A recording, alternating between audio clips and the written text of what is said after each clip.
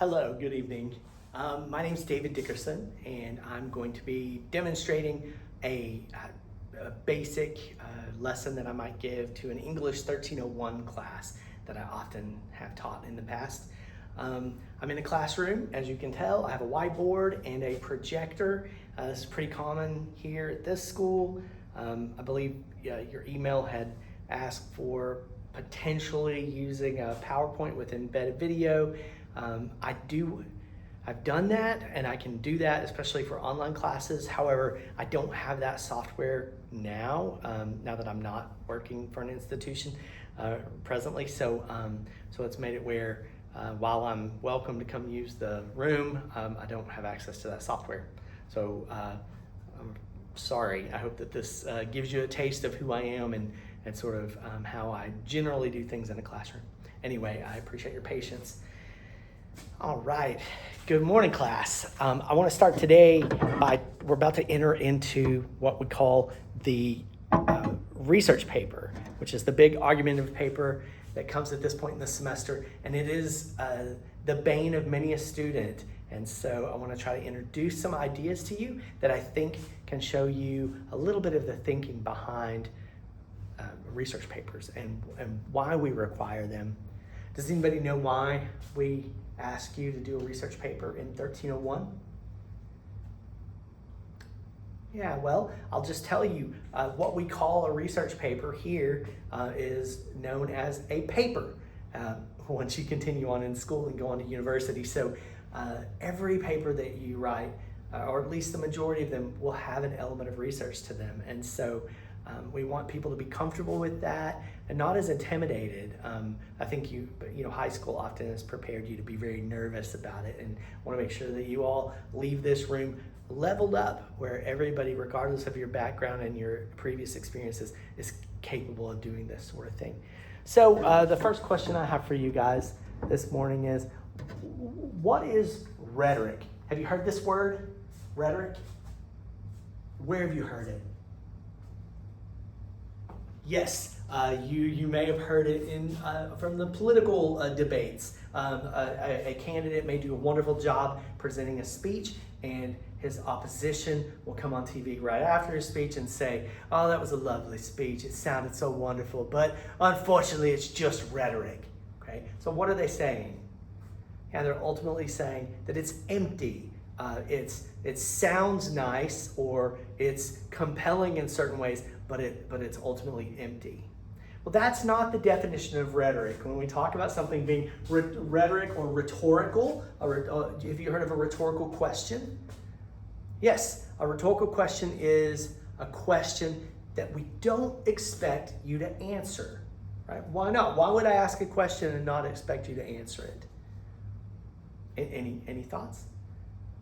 Yeah, no, it's a question asked for effect, a question asked for impact. So it would be something like, I might stand up and say, "Good morning, everybody. How are you this morning?" Does it matter how you are? Do I expect each of you to respond and tell me how you're doing? No, of course not. When I ask that question, it's an icebreaker. It signals to you that I'm about to begin my presentation.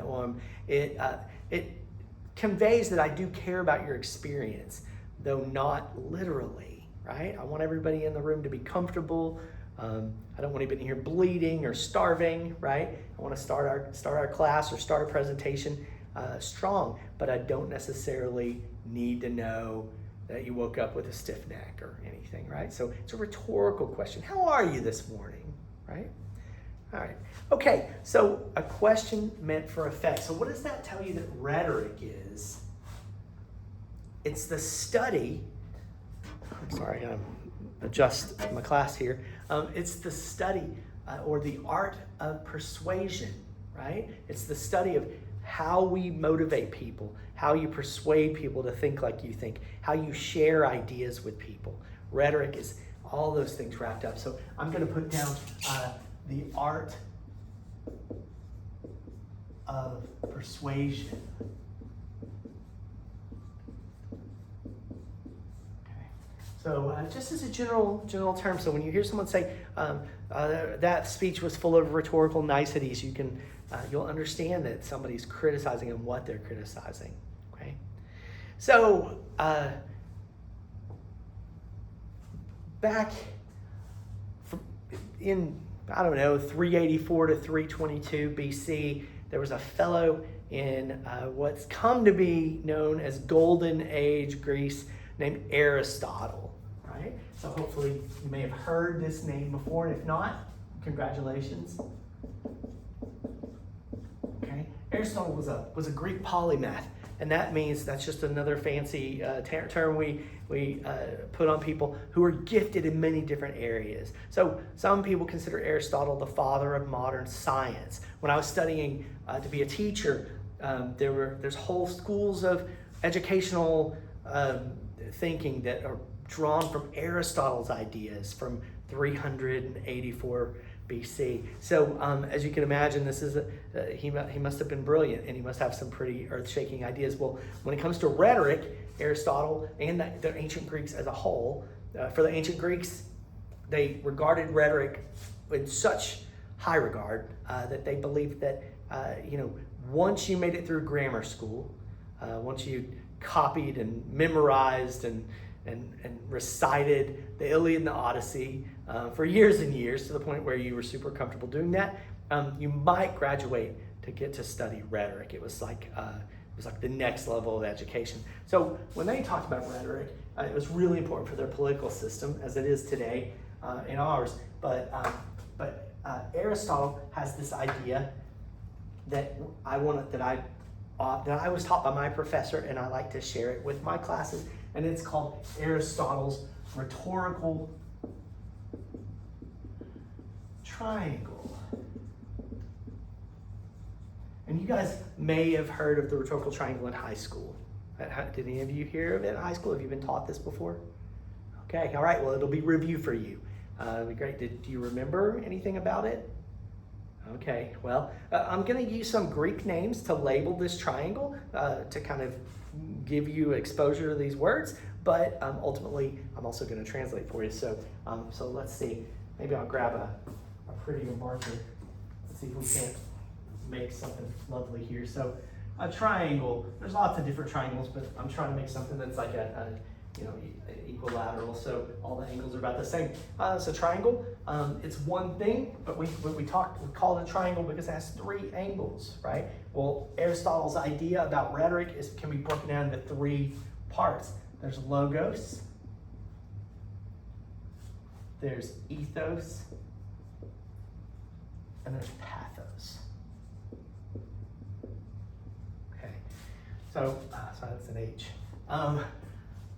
You don't have to memorize these words, but I'm going to kind of give it to you so this makes sense. Logos, does it look like anything to you? Like a logo? Yeah, okay, well, that's not a bad thought, but logos is Greek, or ancient Greek, for word.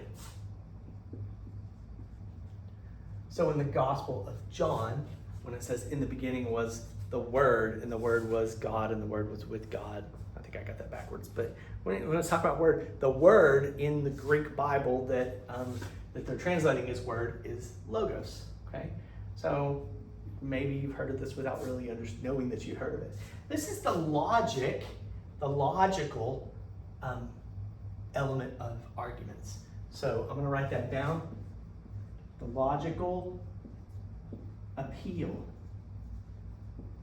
So an appeal is just an argument. If I'm appealing to you to put your phones away and pay attention to these ideas that I think are good foundational ideas for you as you get ready to write maybe your first serious college essay. When I do this, I'm making an appeal, right? I'm like, please put your phones away. I know it's hard, but do it. I know I'm boring. It'll be fun. So a logical appeal. This is where the idea of a thesis statement comes in. That is a logical part of your writing. It would be a claim, right? So every argument makes a claim, and then it's going to offer reasons for that claim, right?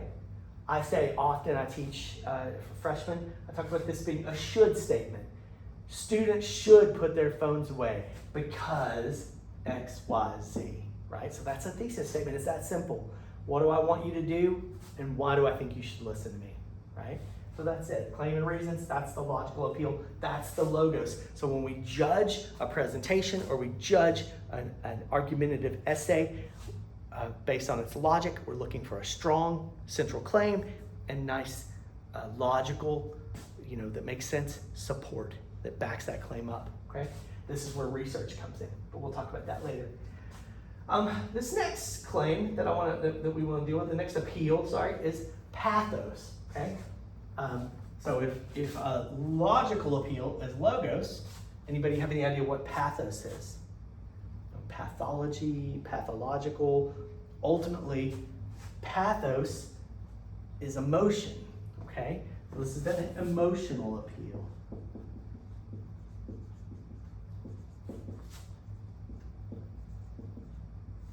Okay. Have you ever heard the word pathetic? Someone, you're standing there in a puddle of rain, drenched to the bone, your books are everywhere, and somebody walks by and says, "You're pathetic." It sounds like an insult, and that's often how it's used, but ultimately, pathetic just means you draw out my emotions. If something's pathetic, it breaks my emotions and makes me feel sad for you, right? It's akin to something. I was thinking about a commercial, maybe late at night on television. You guys do anything that's not streaming? Sometimes there'll be commercials, and there's one where you see these puppies, probably 14 puppies and maybe a couple cats, and there's different shots of these puppies just sitting in the rain or sitting in a cage, looking hungry, looking cute, right? And you hear Sarah McLachlan in the background. In the arms of the angels, fly away. Right? Got it? Yeah, you've seen it? Yes, me too. So is that a logic? Is there a logic to that, to what she wants? What does Sarah McLachlan want? Yeah, she wants us to support this organization that's going to protect these animals, maybe feed these animals, get them out of the cold rain, right? But she doesn't say, "Hi, I'm Sarah McLachlan. You need to support these animals, and here's 3 reasons why," right? No. She says, "Hi, I'm Sarah McLachlan. You saw these sad puppies sitting in the rain. Didn't they hurt your heart? You can stop that pain for 52 cents a day." Right? That's an appeal to your emotions, right? She doesn't care that you're a college student and you don't make much money, if any. She just is worried about these puppies, right? So that's an appeal to emotions, and that's part of every argument, okay? So remember when we did a descriptive essay earlier, and the point of that was what? Yeah, that's right, to make your reader feel what you wanted them to feel, right? And so you're doing that when you make an argument as well, right? If I think that we need to strengthen border security or some such, I usually appeal to people's fear, right?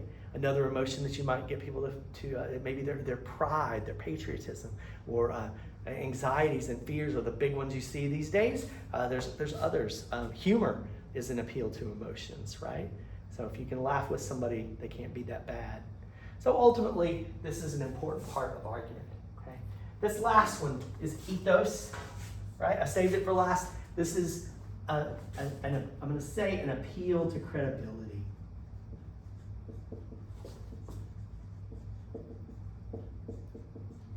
Of an argument. So ultimately, if I'm the author of an argumentative essay, this appeal is me trying to get you to believe me or listen to me. Why should you listen to what I think about a particular issue, right? How can I increase my credibility where more people will listen to me? Perhaps I could do solid research and use good sources for my research, right? So that'll make people, more people that maybe disagree with me might listen if my research was well done, right? So you have people attacking that these days, right? You hear somebody's like, "Oh, you got that from some liberal newspaper, or you got that from some conservative newspaper," or whatever, right? So this is, we talk about this more today than I think ever before. So maybe could be kind of interesting. Other things that people do to appeal to credibility, if I hire a spokesperson for an advertisement, Sarah McLachlan, for example, right? If I hire Tom Hanks or Wilford Brimley, you don't know these people, right? They're old and dead maybe, but if I hire somebody amazing like that to do an advertisement, I'm not getting you to think logically. I'm just trying to make you laugh or trying to appeal to you. I've got somebody that you trust that's speaking for my product, right, or my service, and so that's it adds to my credibility. What does Buick have to do with Tom Hanks? Nothing. Or actually, I made that one up, but a better one would be Matthew McConaughey driving a Lincoln. Why would I listen to a Matthew McConaughey about what kind of car to drive? He makes a lot more money than me. But somehow, man, when I think about celebrity endorsements, I see Matthew driving that Lincoln with his nice, slow talk as he lulls me into wanting to go buy a Lincoln. So anyway, that's a believe it or not, that's an appeal to credibility, and you can see that the antidote to that is just having your critical faculties about you. Each one of these appeals, each one of these three appeals, is doing a job in the overall paper or in the overall presentation, right? And each one of these has an antidote, right? A way that you can mock it or investigate it, right? Question it. You can counteract these powerful things to give yourself a little leg up. So this is why oftentimes we try to teach people to analyze arguments, because if you have the power to break these parts, break this down into parts, then it ceases to have as much power over you. And that's super. All right. Well, another point that I like to make here is that this is a single thing. Every argument is going to have some of each of these three things in it if it's well done. If something's missing, if I write an argumentative essay and I don't include emotional appeals, for example, perhaps noticing that there's no emotional appeal in the argument can be an interesting thing to note, right? Let me also say that this triangle, this is not perfect, right? But I tried to make something where the angles were similar. But you can imagine that you could make this where there's tons of emotional appeal, a large angle of emotional appeal, and much narrower angles of logic and credibility. And so I would say, yes, if I've got way too much emotional appeal and not very much logic in my essay, right? I didn't do much research. I don't back up my claims. I'm just ranting. That's going to hurt my credibility. So you see how they all work together, and that's pretty cool. So probably the next thing that we would do, well, let's try to apply this to an advertisement. I find that advertisements are really interesting for teaching rhetoric, right? Because we're subject to advertisements all the time. We're Americans, and here in America we are consumers, and so here it is. So this is a Toyota ad, and I'm banking on the hope that you can see this ad pretty clearly. But let me tell you, one way you can come at this is just to look at it. Just like, what do you notice? Well, the first thing I notice is that there's a tree right here in the foreground. And this tree is made up of human bodies, living human bodies. They aren't dead bodies. That'd be gross. These are dancers. They're all dressed like they're in an ancient Greek play or something. There's a person up here on the shoulders of two people, other people with their arms up. This is like modern dance, okay? So that's unusual, right? You don't go out in the woods and see trees made up of people very often, right? Not in our world. So that's something to notice, right? Now you could just jump right at that if you want. We could ridicule it. We could laugh at it. We could find it beautiful. What do you think it means, right? That's the question. Everything's asking you that here in college, right? It's pretty interesting. Well, let me tell you some other things you can do. Let me tell you that the logical appeal, the logos, is often in the wording. So if there's words in an ad, there's often an argument there. They'll state it explicitly. So I often start there. If there's words on the page, I'll jump to those words. Right? Gives me a pretty bad reputation, though. Pretty hard to ignore a tree made out of humans and pay attention to words, right? What part of argument would the picture probably convey? Yeah, from descriptive essay, you remember, it's going for your emotions. When I describe something in detail, using sensory detail to do that, I am trying to appeal to your emotions. A picture is worth 1,000 words of description, right? So this is going to be the emotional argument, right? And then the credibility, you have to ask yourself what you think of Toyota. Did this ad do the job? Do you believe what they're arguing here? Do you feel what they want you to feel? So let's look at this. The logos here. We're committed to preserving the delicate balance between man and nature. We've come a long way since we launched our first hybrid car 10 years ago, but our goal goes beyond reducing exhaust emissions. We apply innovative environmental solutions to every aspect of the vehicle's life cycle, from design, manufacture, and use, right through to recycling. It's the only way to reach our ultimate aim, zero emissions. Toyota. So did you hear an argument? No. You don't hear a thesis statement, right? It's nothing that clear. That's why we want to make thesis statements very, very clear. Because what you're doing is a little bit different than what Toyota does in an advertisement, right? But because it's not so clear, it takes a little thought. What are they trying to do here? Yeah, they want us to buy a car, okay? So when I ask students what the purpose of this ad is, they'll always say, well, the purpose is to sell cars. That's true. But I guess what I'm looking for is how? How does this ad seek to reach that goal, right? So the goal of the ad is to sell cars, but the purpose of this ad is to cast Toyota in a certain light, okay? So what are they trying to tell us when we look at the words here? That they're committed to the environment, like you, perhaps. I know, yeah, maybe you don't care about the environment. That's fine. But this ad is reaching out to you as a human and saying, just like you, Toyota cares about the environment. I know, cars get a bad rap. They're polluting the planet and they're going to kill us all, right? That's one of the narratives that you hear. Toyota's doing what they can to fight that. Really? What things are they doing? Well, from the whole life cycle of the car, from design, manufacture, and use, right through to recycling after you're done with the car, Toyota is committed to trying to reach zero emissions. Okay? Now, how factual is this? Can I do a little research and find out? Maybe. But the point I want to make is they're making an argument. They're saying, we, Toyota, care about the environment. If you care about the environment, then we're the car company you need to buy your vehicles from. Okay? So you see it? You see how it's a little different than just selling cars?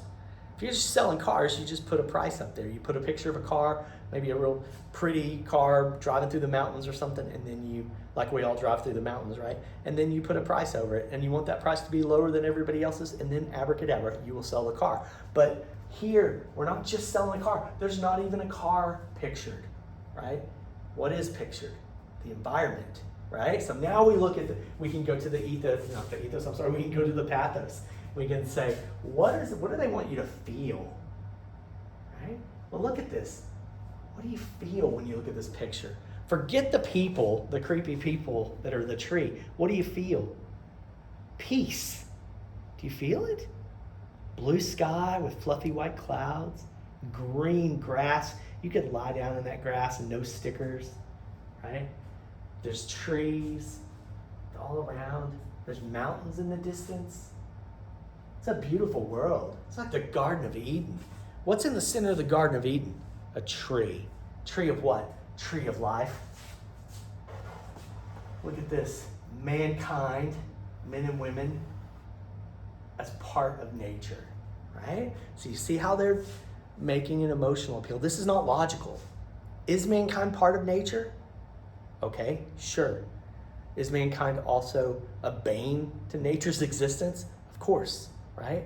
We're the best and worst thing that ever happened to it, maybe. So that's this ad is doing, making two arguments. 1, Toyota cares about the environment just like you. Buy a Toyota. 2, look how peaceful we can coexist with nature in this Edenic scene, right? So you see it? Now, is it credible? Do you believe that Toyota cares for the environment? Yeah, maybe we need a little more research, right? We need to see how much money do they put into recycling at all these levels where they're trying to make these changes to reach zero emissions. How long have they been doing that? Has it just been for the last 10 years? Are they making headway, right? So you can check these. We can fact check these ads. So you know that this ad has strong logic if you can double check the facts, right? Okay. Well, look, I know we could do advertisements all day, and oftentimes, I may show a couple others to try to get students to be able to recognize the rhetoric at play, because I think that's interesting. But often I find that you guys are concerned about research papers. And when I ask you what you're concerned about, you're terrified of doing it wrong, okay? So I want to tell you that we're gonna draft a plan together, right? We're gonna come up with an outline. We're going to come up with ways that we can achieve a 1,500 word research paper coming up here. That's about 5 pages, 5.5, depends on some things there. But and then a works cited page. So oftentimes students are concerned about that. So right here today, I like to pull up a sample. Right? Maybe I want to zoom in just a touch so all of you guys can see this. Right? But what I want to show you is this, that works cited page. This is not exciting, right? You've seen these before and you probably hate them. But what I want to show you is, if I were writing on the internet instead of writing an academic research paper, whenever I mentioned something from a source, I could link to it. You could click that link and it would take you to the source, right? If it was done well. And that would be super handy for you. But in an academic paper, you can't click links. But what you can do, when I mention something that came from the article, The State in Recent Civil Rights Scholarship, that was published in the Alabama Review back in 2020, right? I can tell you, Glenn Eskew is the author.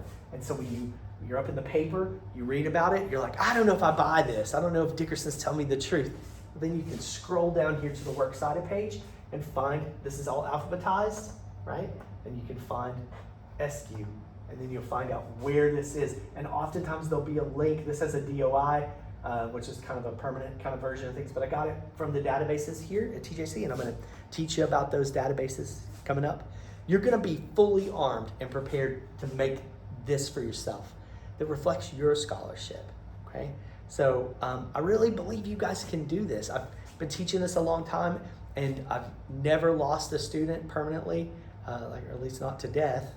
I've had a couple students panic and maybe not do their best work, but if you'll just go with me on this trip together, I can get you to the point where you're doing college level scholarship, and you won't have any fear. After you get through this one, your next one will be 1,000 times easier.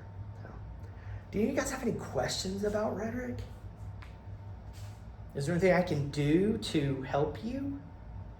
Well, I'm going to make an assignment. I've put a small module in the Canvas modules that has, I think I've got 10 different advertisements for you to choose from, and there's one worksheet, and it's called the Rhetorical Analysis of an Advertisement.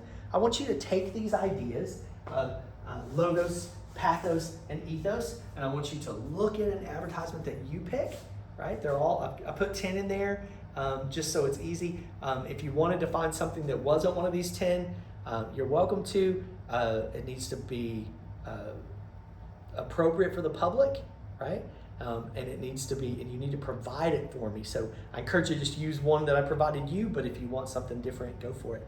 But fill out that paper, that worksheet. Give it a look, and if you have any questions, then message me in Canvas or come to my office hours, and I'll be glad to help walk you right through it. It's not hard. I find that for me, having somebody ramble on about something for 20 minutes doesn't always do the job, but sitting down and actually trying to think about it, figure it out, that's the goal, right? That's what I'm looking for. All right. You guys take care, and I will see you on Wednesday.